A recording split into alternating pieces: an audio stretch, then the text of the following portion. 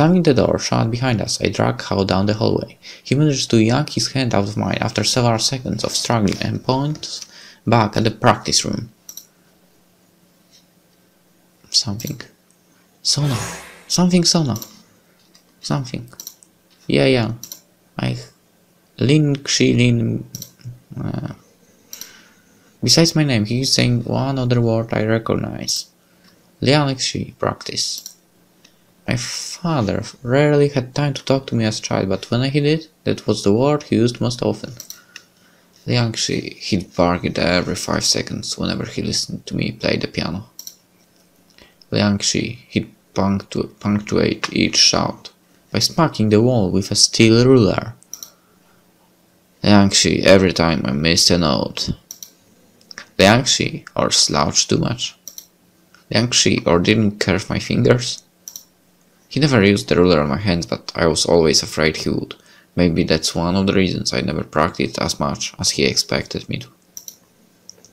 How he's still staring at me, foot tapping impatiently against the floor. That intensity in his eyes is as striking as ever. Hao's in a completely different league from me, isn't he? He's much more like my father than I'll ever be. Yeah, Hao, I know, Liang. You definitely were my father's student, were you? You must have really looked up to him. I'm surprised he didn't leave his precious little orchestra to you instead of me. Huh? I keep going even though I'm talking more to myself than to Hao at this point. Is that what you're here for? You want to take over Song Wuxian's orchestra? If so, then be my guest. Sure, I'm supposed to be in charge now, but you can do all my work for me. Not that I was even doing it in the first place. My father would have probably preferred you anyway. So it's a win-win situation. Win-win. Happy. Yay. Forcing a big smile, I clap him on the back. It's my first friendly gesture towards him, but he only glares and shakes his head. Again, he points back at the practice room. Sona, Langshi, yeah.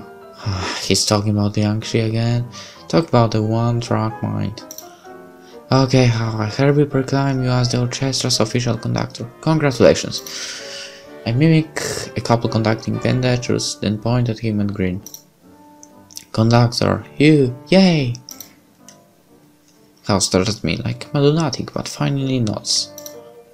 But if you don't want to get arrested, you're going to have to change some things about your conducting style. Not sure how else to explain. I grab some paper from a recycling bin and start doodling. Okay, this is you. Happy Hao. Happy Conductor. If you want to stay a happy Hao, then there's 3 simple rules you need to follow. Rule 1. No yelling at the musicians.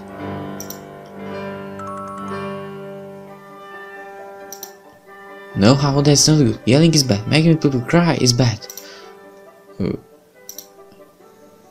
Rule 2. No throwing chairs. Throwing chairs is... bad. Wrong. Throwing chairs is bad too. And last but not least, rule 3. Absolutely no locking people inside the practice room. That is very, very bad. Get the picture. And you know what happens to people who are very, very bad? We call the police on them and they go to jail. And then Happy Hao will become a very, very sad Hao. Okay, so everything should be clear now. You conduct the orchestra, plays. Nobody cries and nobody gets arrested. Happy endings all around. Deal? I extend my hand towards him. Hao regards me briefly before clasping it in his own. We shake. I look forward to working with you too. When I announce Hao as the new conductor, the orchestra's response is actually quite positive. I guess after going so long without anyone competent, they'd probably be welcome any raving lunatic as long as you could keep them on boat. On boat, on beat. Both makes sense actually, even if it is written beat. It helps that Hao is making a more concerted effort to maintain his cool. I can still see him flinching with every sore note, but at least he refrains from grabbing anyone's instruments. And now that they aren't as petrified by fear, the orchestra is also getting more used to Hao's conducting style. Even if they can't understand what he's saying, Hao's clear, clean hand gestures speak for themselves. I can already hear marked improvements in everyone's playing. Well, who would have guessed that it actually does help to have a conductor who knows what they are doing? This song is giving me slightly less of a headache than before. Alright now that everything's settled, it's time for my nap. Yawning, I lay my head down on the piano keys. My eyes have only been closed for a minute or two, when something hits me in the back. Huh? Confused, I look down and find a cake of violin rosin lying at my feet. Hao's voice rises over the sounds of the orchestra. Sona! Did he seriously just throw that at me? My disbelief quickly turns into annoyance. Snatching up the rosin, I chuck it straight at Hao's head.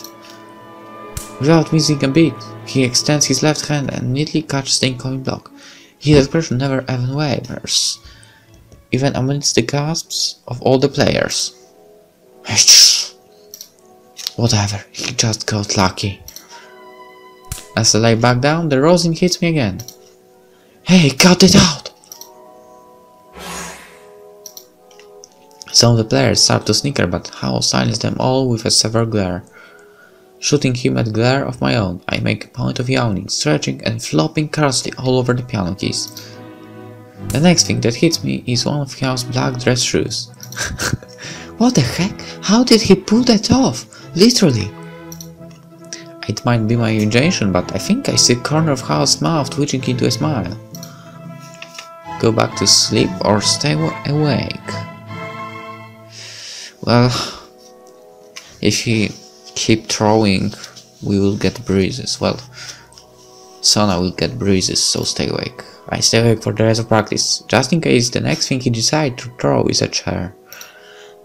Yeah, that's actually a better point than mine. Missing my nap makes me groggy and even grouchier than usual. By the time practice finally ends, I can't wait to get home. So I am more than a little annoyed when Hao stops me from leaving with everyone else. Practice is over, Hao, Zaijiang.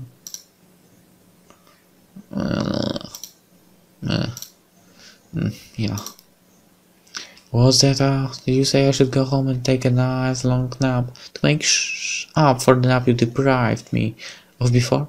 Why, thank you. How thoughtful. I'll get on that right now. I tried to twist away, but Hao's grip is surprisingly strong. New conductor or not, I'm growing fonder and fonder of the idea of flinging him into the wall. Seriously, Sao, don't give me any more of your crap. I got enough of that during practice, Zaijian. Undeterred, Hao pulls a flyer out of his suit pocket. I instantly recognize one of my father's publicity photos on the top. Underneath is an old listing of my father's scheduled appearances for the year.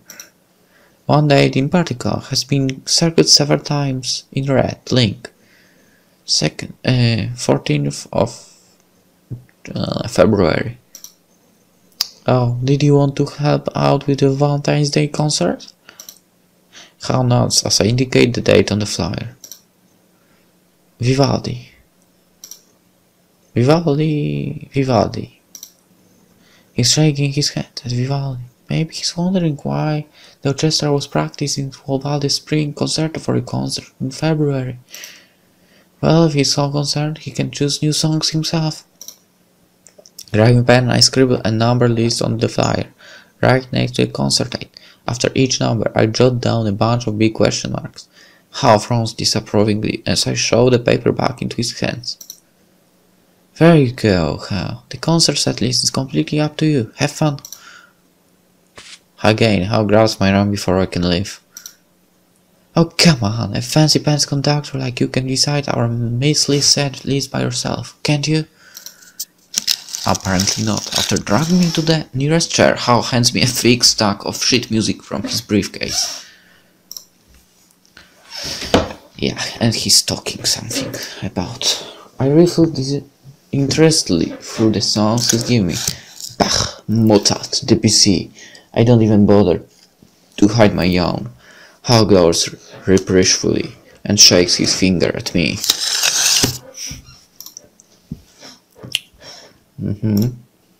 Of course. He's scolding me for disliking these songs, isn't he? How self-righteous. I already said he could choose whatever song he wanted without me. What am I looking on the desk now? Okay.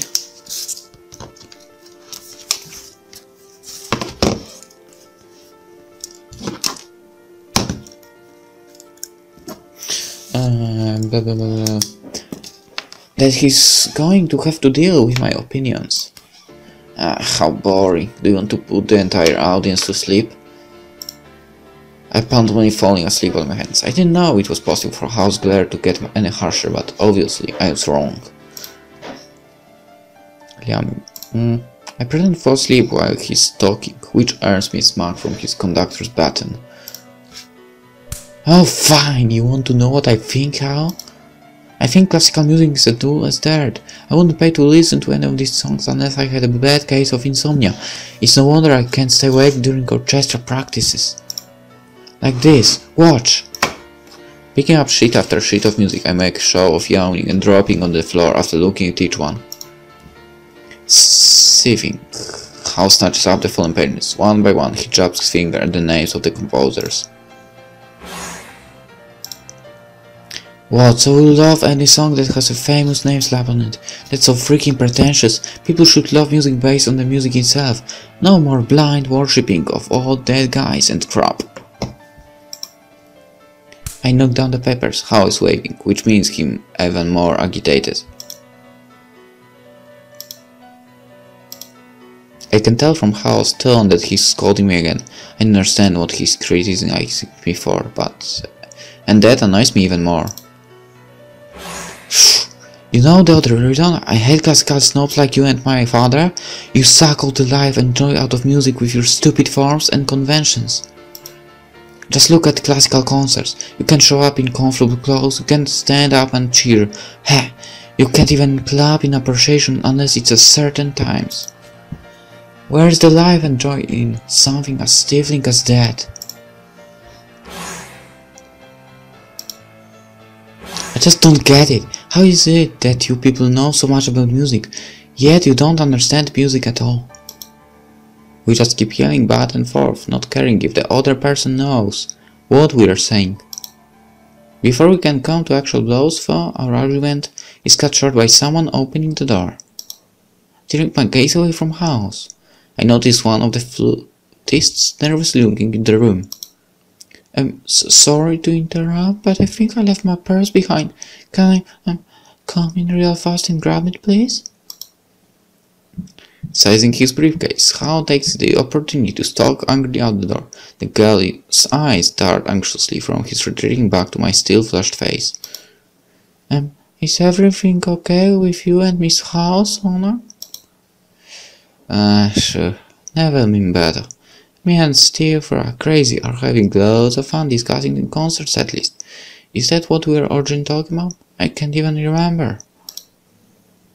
At least he's got some credit here. She actually had the audacity to giggle at me. You and Miss Howley are different. Understatement of the year, kids. But maybe it's a good thing that you two have different opinions. More like he's going to be a total pain to work with. Looking shyer than ever, the girl twirls a lock of her hair around her finger. Well, so to be honest, Sona, I used to think you didn't care about music at all. I actually thought you just took over our Orchestra because of Mr. Song, but I'm glad I was wrong. I was wrong, not wrong. What's that supposed to mean? Well, when we were talking to Miss Howe just now, it seemed like you actually care about music very much. Huh? Flustered, the girl quickly retrieves her purse, thanks me, and scurries back out. I'm left in the practice room by myself, not sure what to think of her words. even as I finally turn off the lights, or begin the long trip back to my apartment, or collapse into bed without changing my clothes. I'm still not sure.